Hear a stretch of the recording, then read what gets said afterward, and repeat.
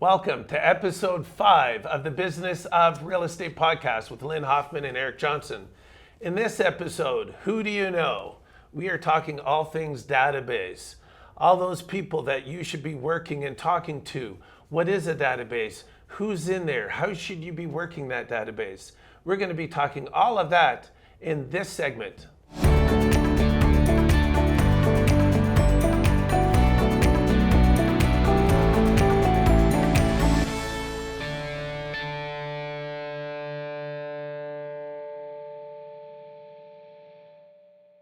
So we're back talking about databases, and Lynn, I think the biggest thing, and I was really surprised by this. I was teaching a course last year, and we were talking about database, and we have the whiteboard, and I'm saying, okay, who's on your database, and who should be in there? And we start going, and this one agent who's been like 20 years in the business said, what, they should be in my database? Like, some people don't understand that pretty much everybody you know should be in your database, and they think, no, it should only be people I've worked with or this person, but really a database is just a big collection of names of people you've become acquainted with in some shape or form, correct? Exactly.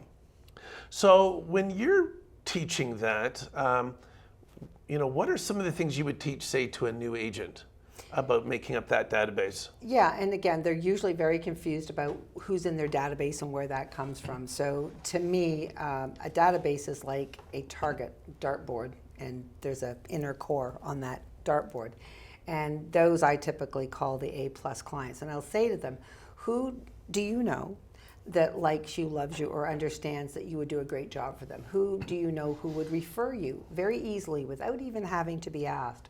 And that generally comes down to maybe 10 people, maybe 20 in some cases. That's their core group. And then we build out from there. But any agent that tells me they have 3,000 people on their database, I kind of look at them and go, no, that's a little too big. You don't have 3,000 relationships. You can't, it's impossible to have that many. What I'm looking for in a database is a database of relationships. I've either done business with them, they've done business with me, or they know me very well from various different aspects of my life where they would handily pick up the phone and refer me to somebody else without being asked. Mm-hmm. So that's to me what a good relationship database is. So it usually, people think they have to have more. You don't have to have more, but you do need quality in that database. So we can talk more about that as we go along, but that's my relationship base. Yeah, and I think also we need to make a clear definition here because a lot of people will confuse database with CRM. Right. And a CRM, customer relationship management platform or app, really is how you manage your database. That's where you put your database in. That allows you to automate some things. What we're talking about here today is just that collection of people that you know and that you've come across. And so I know, like, for new agents when I'm working with them, because myself and one of our other managers, Elizabeth Peters, she's one of our managers here at RE/MAX Niagara and RE/MAX Escarpment, and we run a new agent mastermind. And so some of the things we will ask them is to go through and say, hey, are your kids playing sports? Do you know any of the other parents? Add them, add the coaches, add your doctors, add people you work with, your family. And family is an interesting part of the database. Sometimes they want to work with you, sometimes they don't, because they don't want you to know their stuff, but you should still include them. But I think for me is, like, you're right, certain numbers, I will say probably the average is 200 to 500 people is a average size database, pretty good database. Mm-hmm. I've seen some people, speaking of CRMs, I was on a learning thing with Follow Up Boss, and they had this one agent who could work 1,000 people. Now, he had automated a lot of stuff and he could give you a lot of things, but I think the importance here is the database is about building the relationships. Right. And we're going to have an episode on networking, mm-hmm. and I'm going to bring on a buddy of mine who runs a region of networking chapters. But we always talked about a lot of people. Most people have relationships or a database that is a mile wide, but only an inch deep. So they don't build the relationships. That's right. And I think that's because in that database, it's just so we're always, hey, are you looking to sell, looking to sell, instead of building the relationship. And when we go deeper into our database and we build those deep relationships, we develop a relationship where the people truly know, like, and trust us. Right. And I've always said sales is about people want to buy from those they know, like, and trust. Right. So when I build that deeper relationship, I'm going to get that business. Like, I will become their go-to person for whatever it is I'm selling. Right. In this case, we're talking real estate, but we talked about this.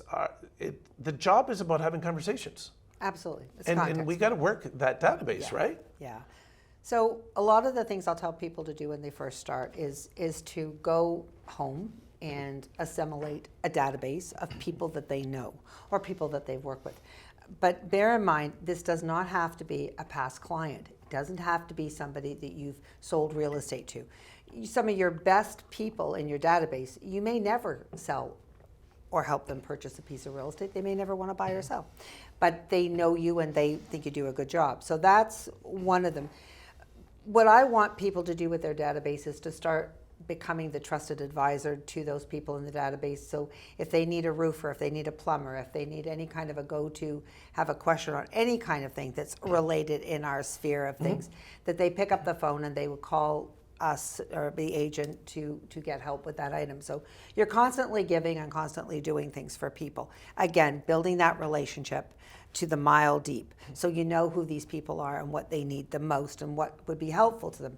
Then the next part of that is I tell them to go home and sort and qualify their database. So who's most likely to refer them, who isn't, and why they wouldn't be. And then the people in that database that they may have not talked to for 10 years and they feel for some reason they need to delete it.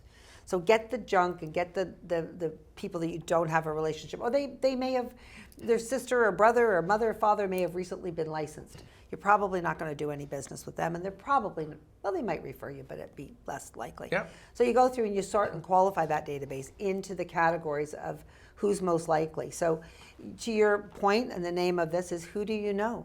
That's what you're going to start asking people. Who do you know? And am I the realtor that you would use? And that's the scary question.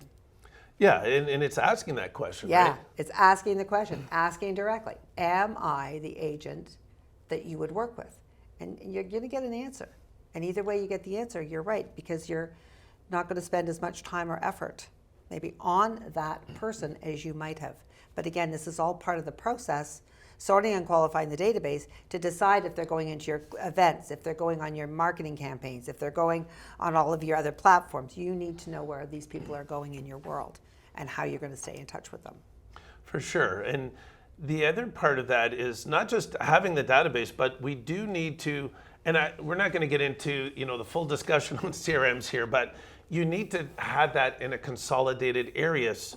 And it goes back to, we will always talk about tracking and measuring, but I need to track when was the last time I had a conversation with somebody? What did we talk about? If I'm talking with a client, I need to make notes. And so where do I put that stuff? And so a CRM is probably the best thing you can do for your business. And there's a number of brokerages now that are offering free CRMs. Here we offer KV Core, but there's a lot of great CRMs out there, Follow Up Boss, Exact Contact, Pipedrive. There's so many great ones out there, but it could also be in a spreadsheet. Yes. But I it blows my mind when I talk to an agent and they say, well, it's here in my phone in my address book. That's my database. Or I go on my Matrix software and all the people I've set up on automatic emails for housing, that's my database. And it's like, it's not in your own system, which is scary to me. Scary. Because But they're missing a lot. huge, they're missing a lot. But also I think, Lynn, is people don't understand the value of their database. And we just talk numbers. And so when I'm coaching, whether it's a group or individuals, and they're talking about leads, and I hear all the time from team leaders, oh my God, I gave these leads to my team member and they didn't follow up right away. And it's almost as if we talked about this when we were talking, in general about finances. about giving up 1%. And it's blasé to say I'll give up 1%, Yeah. but when they don't realize, hey, that could be worth $10,000, $20,000. Right. When you understand the value of that, it takes on a different meaning and a different value. And it's the same thing here, is that I say that, and it depends on how you calculate it, but a person in your database, if we look at maximizing every deal we get, and I say, okay, I help you with your listing, and then I also help you on the buy side. I got two ends. And then let's say that also I brought the buyer in, and I help them with their sales. So there's four ends. Let's say I get a referral out of both of you. I mean, technically, we could be talking about 8 ends here, right? And then you've got to look and say, okay, what's the average commission that I make? And so let's say that the average commission was, say, $20,000. Right. I'm just doing it for easy math Right. here. We could make it 10,000. Doesn't matter. But let's say 20,000. So that's 160,000, right? That I can make off that one transaction. And then I look and say, how many deals do I do with that person over the course of my life? That's right. As a realtor? And let's say 3. So if I have 160 times 3, that's $480,000 in commission potentially. Yeah. So for me to say that, you should be looking at each person potentially $250,000 or more, each person in your database. When I position that to a realtor, like, would you treat that name a little bit differently if you knew it was potentially worth $300,000, $400,000? Yeah. And they go, oh, of course I would. Then why don't you? Excuse my language, I don't know if I'm allowed to say it, but why are you pissing away an opportunity to make money, to have that in your pipeline? Well, I think the answer to that is most agents don't really understand how many deals they get from the people in their database, or which people in their database give them the most number of referrals. So again, to the tracking, God bless us, your people that are your A pluses, you need to recognize and reward those people immediately for their action, not the result of giving you a lead. And so if you start to take store of how much they give you, that you start looking at them in a whole different light. And again, they may never want to buy or sell with you, but they keep sending you great referrals. I know myself, as in my line of business, agents come to me all the time asking me for landscapers, electricians, this person, that. On average, I probably give out at least 10 referrals to different individuals every month. At least I do. And that's what agents should be doing as well. That's what your clients will do if they know that you're good at what you do, and that you're trusted and you're going to take great care of their friends. Because working by referral with this system in your database is very, very important. I think on each transaction you should be looking at least doubling, getting 2 leads to add to your database on each transaction you do. And in the other segment, I called the business the golden goose. Well, I called the database your pot of gold. And it's amazing how many people do not tap into that pot of gold. They just let it go. And it just falls by the wayside. Oh, I haven't called them for 3 years. I haven't called them for 5 years. And then they start to awfulize, well, I can't call them because of this, that, and the other. Get over yourself. Call them. Because that's where your money is. That's where your next deals are coming from that database that you have neglected. Yep. And so, one of the things that I teach is the apology script, where we haven't been in touch for a long time, and it has been a past client, and it's just calling them saying, hey, you know what, just wanted to reach out. When we were working together, we had a great relationship, and we were talking a lot, and then the closing came, and you got busy, I got a little bit busy.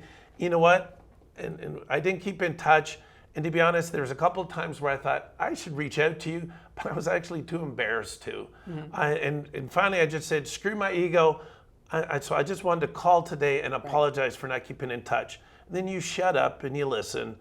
And, we're in Canada, so a lot of us Canadians, we're known as being polite. So everybody's going to say, they usually say, no, I'm sorry, I should have kept in touch. And I've had a class where I kicked from newbies to 30-year people in the business, kicked them all out of the room. People were asking me why all my class was all over the building, but they're making calls, and they had to come back in and tell me a story of what happened. And they were all like, it was amazing. It was amazing. We're getting together for drinks. We're getting together for dinner. Man, we reconnected. Yeah. And it allows you to now reestablish regular, consistent follow-up, right? Right, absolutely. And it's easy to get caught up. Well, I always explain to my new agents when I'm training them that they are the gift. They're a gift, and their clients actually do love them, like them, want to hear from them. But life gets in the way, and you forget once in a while. So one of the videos that I always play when I'm teaching is the story about Christian the lion, and Whitney Houston sings the theme song to that. But it's a remarkable video. It's on YouTube. I suggest you watch it because at the end it clearly shows you, if you reach out and sort of admit that you've not stayed in touch, reach out to your people, they're going to be so happy to see you. It's really going to be a wonderful experience. I had one agent doing a course. I said to her, everybody's got to go back and talk to somebody they haven't talked to for years. And the story was that the woman had dropped her BlackBerry in the toilet and had lost the agent's information. And of course, the agent's feeling bad about whatever happened in the transaction, didn't call back. And my agent was thinking, she didn't like her, she was avoiding her, et cetera, et cetera. Well, come to find out that she dropped the BlackBerry in the toilet, was looking for my agent, but they weren't making contact. Anyway, they were in the process of they were going to start the process of buying or selling their home. So it was a great reunion. And they built a friendship back up and a relationship back up, and still continued years afterwards. So again, you have to stay in touch. And if you haven't, there's no worry about reaching back out and talking to people. They're usually extremely happy to hear from you, see how you're doing. But it's the agent's responsibility to do that. It's your responsibility to stay in touch with people and keep up those relationships. And I think you bring up a key thing here is that, assuming something is either happening or not happening. Mm-hmm. And I remember working with this one agent where we started looking at the database. And I'm going to tell you guys that, I've helped agents where when we focus on working the database properly, they've been able to double their business. Right. And it's simply because they're not working it properly. And one of the things was where they thought they had automated some stuff and they were sending them out a monthly newsletter. And they thought, I'm keeping in touch. Like, this is what I'm doing. So we sat down, Eric, this is what I'm doing, blah, blah, blah. And, he said, look, I've got all these people, they're getting my monthly newsletter. But then the first person I pick up it's been a year and a half that they've never looked and opened up that newsletter. Yeah. And so to your point, in that story is that they're not responding, but they haven't seen it. Maybe it went to junk. So it's important that you follow up with everybody, is that just don't assume that it went out. And that's the beauty of some of these programs that allow you to see if they opened the email, but also calling. We talked about this, making the phone calls.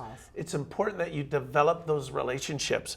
And part of that is what's also important, I think, is because we always talk about tracking, but segmenting our database and having those different segments, even to the point of different personalities.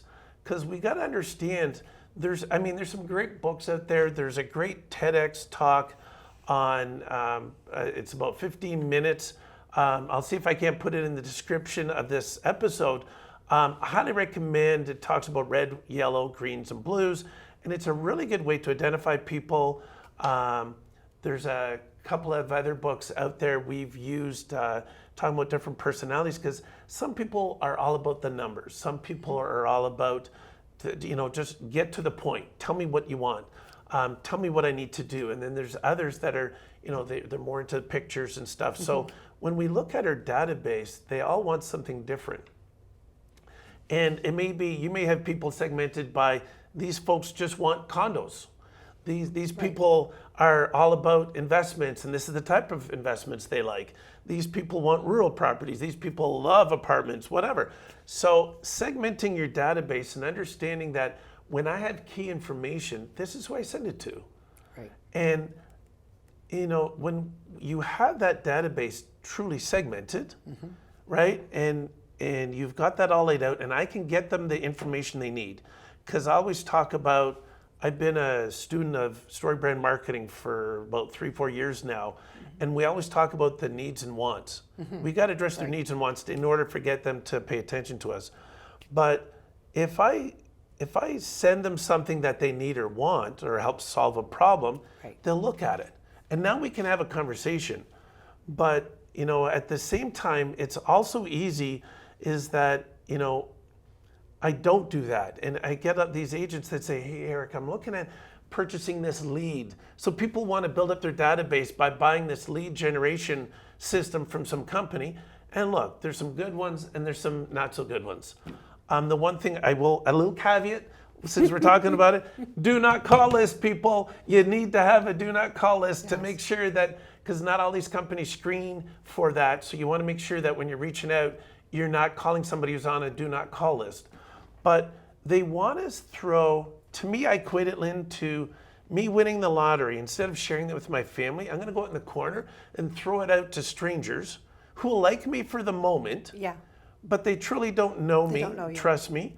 And then when I run out of money, They're gone. they're gone. They're gone. So when you go to do marketing and you say, and I always ask them, okay, before you do that, are you working your database? More often than not, they go, no. Yeah. And there's a danger to that, isn't there? Well, there is, but what you're describing is the very common problem. Is that rather than picking up the phone or going over to the house or engaging face-to-face and voice-to-voice, person-to-person, we're texting, we're sending passive-aggressive pieces of flyers and information, which isn't the same. Most people, when they get mail, marketing mail in their mailbox, they just pick it up and they plunk it in the garbage. They don't read that stuff. So sending stuff out like that is not, to me, it's not a great way. You may get 1 or 2 or 1%, but it's not good. It's about talking to the people. One of my agents a few years ago, he got some great business from a little old lady that worked behind the counter at the bakery across from the office. And everybody couldn't believe it. But she'd been there the whole time, but he was the only person that asked, who did she know who might want to buy some property or who was looking, and he made a conversation with her. He used to give her a personal handwritten note every occasion he had to say thank you for all the great service. And she bought about 5 properties with him. So sometimes these people that you need to talk to and be kind to and think about as somebody to put on your database, they're right in front of your face. But you're looking for something shinier and more special. That's not the case. So you have to stay in touch, and I believe you need to give people valuable information. And to your point about segmenting your database, I believe that's going to become important in another phase of this conversation. If I had a property for sale and it's on the water, then I'm going to go put that in a section and go to all my friends that like boats. And how many of my friends want to live by the water and they have a boat and they want this. So that's going to help you promote a property by knowing who they are in that part. But for me, my database is, and what I talk about database is really looking at who in that database is most likely to refer you and who your raving fans are. One of the things that's happened to me over the last 7 years here is I now have people calling me, telling me who I should go and recruit. I have people giving me leads for recruits. I don't have to call everybody all the time anymore. I've got other of my fans that are out there that are telling all the people that they run into in the industry, hey, this company's really great, she's really wonderful, they care about you, they're doing this and this and this, and then I'm getting the phone call. So that's going to happen to you in your business. It's the same stuff, it's just in reverse, but if you do enough for your clients and your friends and family and associates out there, they'll eventually say, who can I refer them to? Yep. You know, it's not rocket science. It's very easy to do, but you have to have an intentionality about who you're talking to, and you have to ask if they have a realtor. You need to ask if you'd be the realtor, and you have to ask who do they know. That line alone got several of my agents a lot of business. Who do you know that's thinking of moving? And people would actually give them an answer. But see, a lot of agents aren't asking that question. None of them are asking the question. Well, which brings me to, or very few. To our next point is the fear. What is the fear? And so I think it's that fear that holds you back from asking those questions. And so there's two things. One is that when we look at getting referral from an existing client, and look, I started my sales career back when I was in my 20s, and that was one of the things, was being afraid to ask. I was working commission retail sales, and we had to sell these extended warranties.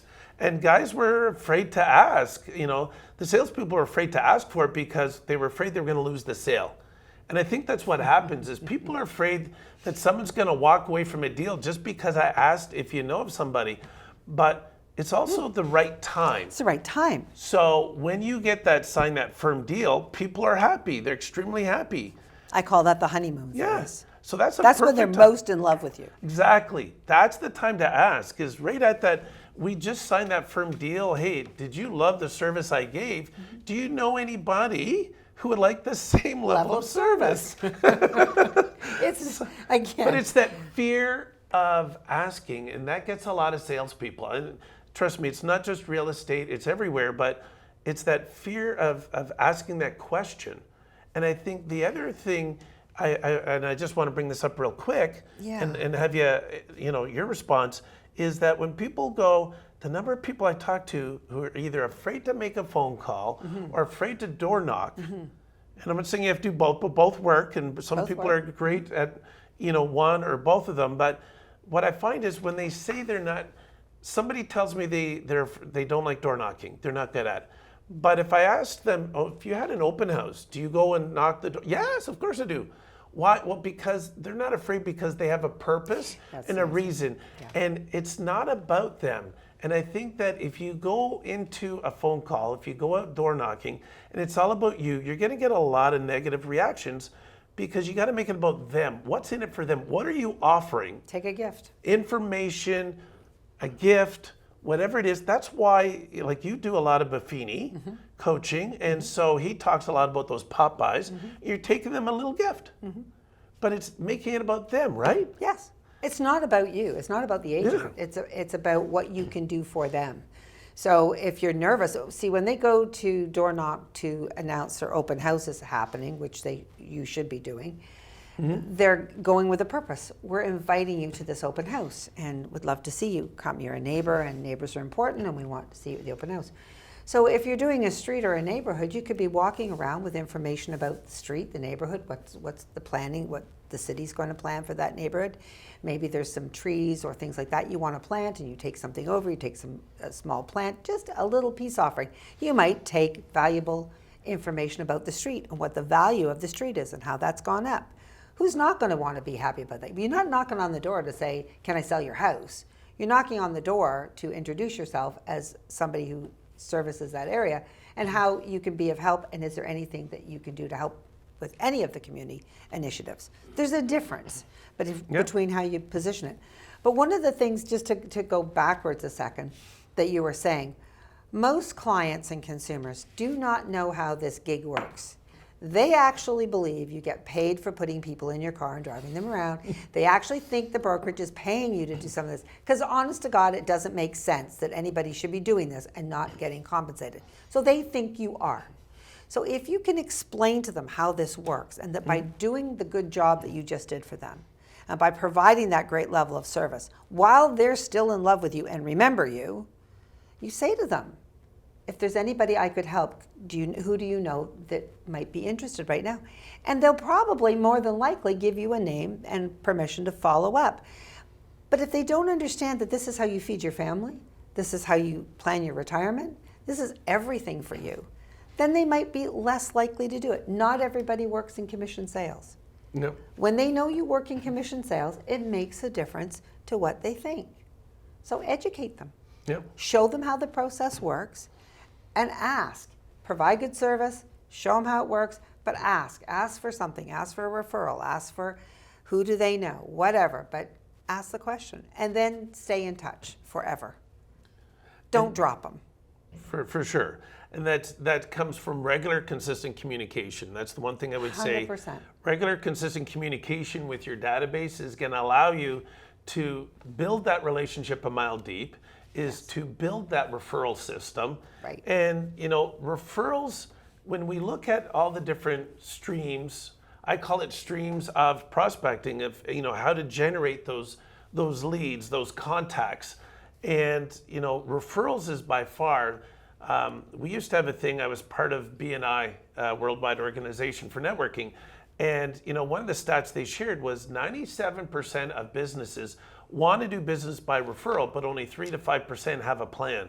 And so it's important that you have a plan for generating, and that plan, and you'll hear us, I swear to God, every episode we talk about building a plan, having a plan. It is about the business of real estate, and businesses have plans around everything. Yeah. And so intention. Yeah. And one of the just a key thing that just popped into my head was I just talked to a group of agents last week. We were talking about, I said, I want you to come up with a plan to ask 3 questions to get a testimonial. Right. Right. And it was, one of the questions would be, when we first started on this process, what was your greatest fear, and how did I help you overcome that? Right. How did I help overcome that fear?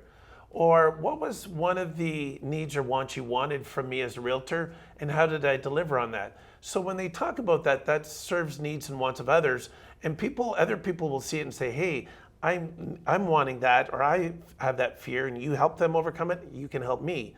But ultimately, to the base of it this is me just having a conversation, asking questions of the people in my database, and to say, how did I help you out? Because we assume a lot of stuff.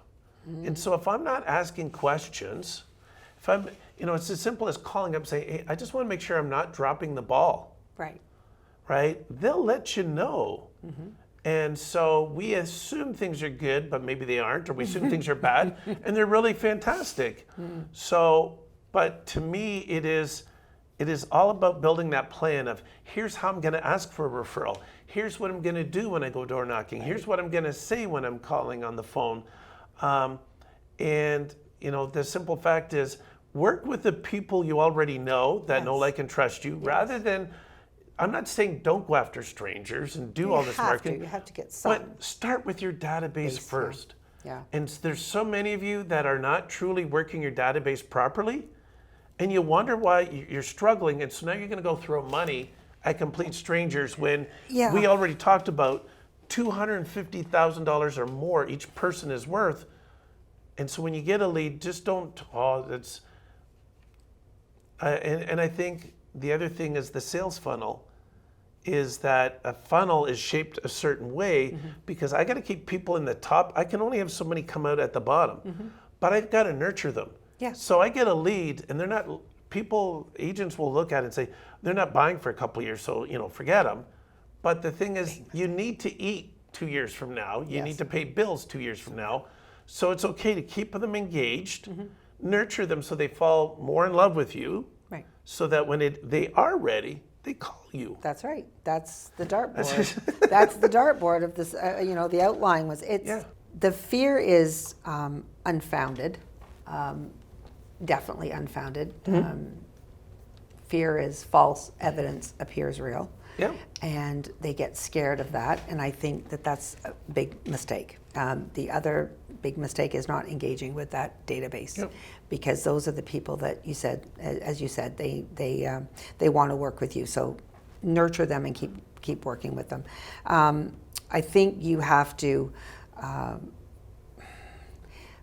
plan on growing your database, and that results in going outside for a bit. I mean, you do open houses, other events, and so forth. I'm not suggesting that you only work with the people you've got, but you have to ask the right questions to the people in your database, and that requires you taking a deep, hard look at yourself as well, what you did and what you didn't do. I hate it when an agent says to me, oh, they are my client, and there's somebody else's sign on their lawn. They're not your client. They're your client to lose. And unfortunately, when you don't stay in touch with the database, when you don't talk to them or stay engaged with them, they don't know what's going on in your life. They just move on, and you clearly haven't stayed in touch. and you've lost a person who was in your database who was your client to lose. And that's really hurtful. And I've seen more tears shed over that and thinking that that was their client and they assumed they were getting that business, and they don't. And that's because somebody else stayed in touch with them. Somebody else loved them. Somebody else showed that love. I like that, keep in touch, because let's face it, some realtors out there think that me sending a birthday card and a calendar at the end of the year is keeping in touch. It's not. It's not. It's not enough. No. This is where I go back to voice, face to face, person to person. Conversations. And agents get scared. Okay, the market, so they paid this much in 2021 and now they're going to get this much for it now. That's not your responsibility. You don't own that. You can still call those people and talk to them. They're not angry with you. It's the market. That you didn't have any control over that. So don't take all those things and let them hold you back from calling people. The cards and the notes and all that stuff is great. For sure. Don't get me wrong. Oh no, but I agree. It's just not enough. It's not enough. You continually have to ask them. Because while you're not calling them, somebody else is wooing them. Yep. Believe me. Somebody else is calling them and talking to them. They're having conversations. With other people all the time. And I think also, two things I want to add before we wrap up this episode, but a lot of people will go on those automatic emails, here's all the listings, but they don't follow up. Yeah. And I always say, bare minimum, every 3 days, you should be texting them, here's a couple of houses I think would be perfect. Every day. Yeah. If they're buying every single day, they should be in touch with that person. Because here's what I know, is when a person decides they're going to buy, they may say, I'm not buying for 6 months, but their time frame will march forward very quickly. And if you don't stay in touch, you'll lose it. For sure. Stay in touch. Keep sending them something. You got to keep going. Follow up with a phone call. The listings are a little bit different. You don't have to be that much on it every day. But when you're working with a buyer, their time frame is going to go faster. And the biggest thing, though, I think here is just that you can't just send out automatic emails and not follow up. The other thing I just want to add is, we were talking about the fears, but the fear of rejection. And I've had a lot of people that they're afraid of people saying no. And I get it. It's a real fear. And so I say to people, like, when you go, and I've had this, like, you do a sales proposal, doesn't matter what business you're in, some people will say, no, it's not the right time, it's maybe not the right fit. That's okay. That's okay. They're not saying no to you as a person that you're a terrible human being. No. They're saying no to the offer. Now, if you had nothing to offer, then they say, no, thank you. You don't have anything worthy for me. There are some people that will just tell you, get the, and that's fine heck too. off your doorstep, honestly, and that's fine. They just don't want anybody. That's fine too, because at least you know. Yeah, exactly. You're not wasting time. Thank you for not allowing me to waste my time on you. Exactly. Right? That's what I say. Exactly. I look at it and say, it's not the right fit. Not everybody's the right fit. So I need to find out right away. And if you tell me no right away that it's not the right fit, thank you so much. I'm not going to waste any of my time and money trying to woo you. You might follow up in a year. Yeah, things Done may that change. Before. Things change. Things change. But you're right not going to spend as much time on them as you might have. No, not right now. I'm not going to. I'm going to focus on the people that are interested in what I have to offer. So I've never understood that, because either way, it's a good answer. Yeah. Either one are great answers, and I think you just got to get over that. You're not designed. Everybody's not for everybody. Exactly. And you just need to know that. And that determines who's in and out of your database, or how we categorize them. Maybe we keep them in, but they're as a D, or they're set up as once or twice a year. I'm going to reach out to see if things have changed. But the importance here, people, is that you build a database. As you build up your database, you reach out and you come up with a plan to have regular communication with them, consistent conversations. Don't rely on just the mail outs or the emails to develop that relationship, because that's not a relationship. That's you pushing things on them. We haven't had anything coming back. So I encourage you to build up that database. Take who do you know? Take all those people, get them in some sort of system, and work that system. Mm-hmm. It's a gold mine. Use that phrase today. If you're out and you've listened to the podcast, whatever day you listen to it, go out and use that who do you know with whoever you're talking to. So thank you for joining us here on episode 5 of the Business of Real Estate podcast. And on behalf of Lynn, I just want to wish you guys all an amazing day and go out there and make some amazing connections.